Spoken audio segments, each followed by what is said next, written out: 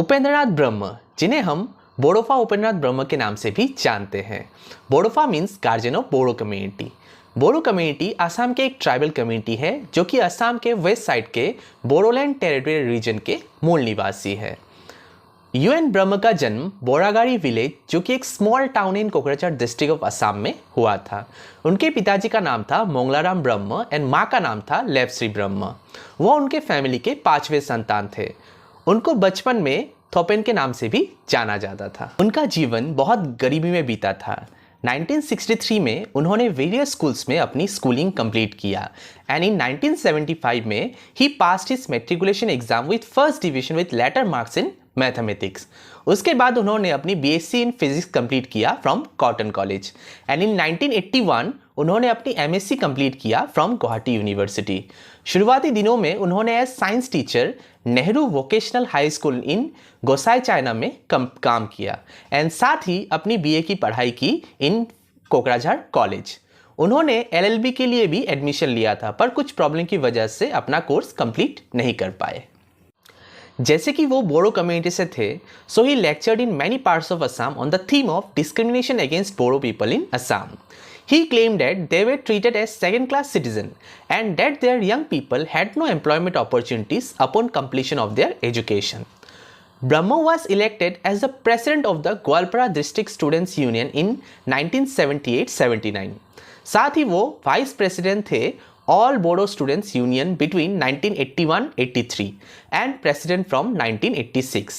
इस पद में रहते हुए उन्होंने बोडो कम्युनिटी के राइट्स के लिए काम किया।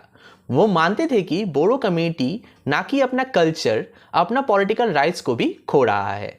इसलिए उनके प्रेसिडेंटशिप में ऑल बोडो स्टूडेंट्स यूनियन ने पॉलिटिकल राइट्स को भी अपने एजेंडा में शामिल किया। उनके प्रयास से ही बोडो कम्युनिटी को अपने राइट्स मिले, साथ ही बोडोलैंड की नींव भी डाली गई। उनका मानना था कि हर किसी को जीवन में एक लक्ष्य की आवश्यकता होती है। उनका ये भी विचार था कि आपसू के जन आंदोलन के माध्यम से बोडो दुनिया में प्रसिद्ध होंगे। उनके पास बोडोस के लिए एक महान कार्य की योजना थी। उन्होंने महसूस किया था कि जन आंदोलन के माध्यम से ही वे बोडोलैंड प्राप्त कर सकेंगे। उन्होंने ये भी चाहा कि बोडोलैंड राज्य शिक्षा के क्षेत्र में उन्नत हो। उन्होंने पाठ्यक्रम में राष्ट्रवाद और समाजवाद दोनों को शामिल करने की भी इच्छा व्यक्त की। उन्होंने ये भी विचार व्यक्त किया कि बोडो के इतिहास को फिर से लिखा जाना चाहिए। उपेंद्रनाथ ब्रह्म भी बोडोलैंड राज्य के गांव का विकास चाहते थे। उनकी इच्छा थी कि सरकार गांव में सहकारी समितियों की स्थापना करे। वह इस कहावत को मानते थे कि स्वयं सहायता सबसे अच्छी मदद है और उन्होंने बोडोलैंड राज्य में, दैट मीन्स बोडोलैंड राज्य के बोडो लोगों को भी उसके मार्ग पर चलने और जीवन में अंतिम सफलता प्राप्त करने की कामना की। उन्होंने स्कूल पाठ्यक्रम में खेलों को अनिवार्य विषय के रूप में शामिल करने का समर्थन किया। उनका विचार था कि इससे बोडो युवाओं को खेल और खेलों में सक्सेस प्राप्त करने में मदद मिलेगी। इन्होंने नई राज्य सरकार से राज्य में नए इंडस्ट्रीज एस्टेब्लिश करने के लिए आवश्यक कदम उठाने की भी मांग की। इंडस्ट्रीज के विकास के बिना आम लोगों का आर्थिक विकास संभव नहीं था। वो जानते थे कि साहित्य ही समाज की पहचान है। He wrote various poems, short stories and literary articles. उन्होंने साइंस के ऊपर भी बहुत सारे आर्टिकल्स एंड एसेस लिखे हैं।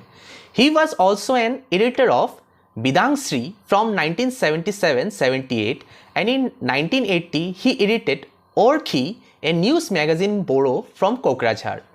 Through the Bodoland Times, he tried to reflect the hopes and aspirations of the Bodos. ब्रह्म चाहते थे कि राज्य सरकार ट्राइबल आर्ट एंड कल्चर के प्रोटेक्शन के लिए भी कदम उठाए। साथ ही ट्राइबल कल्चर प्रिजर्वेशन डिपार्टमेंट भी बनाया जाए for the welfare of tribal community. Brahma died in Tata Memorial Cancer Hospital Mumbai on 1 May 1990 as a consequences of blood cancer. उसके बाद उनके बॉडी को कोकराझार में ले आया गया एंड एट डोटोमा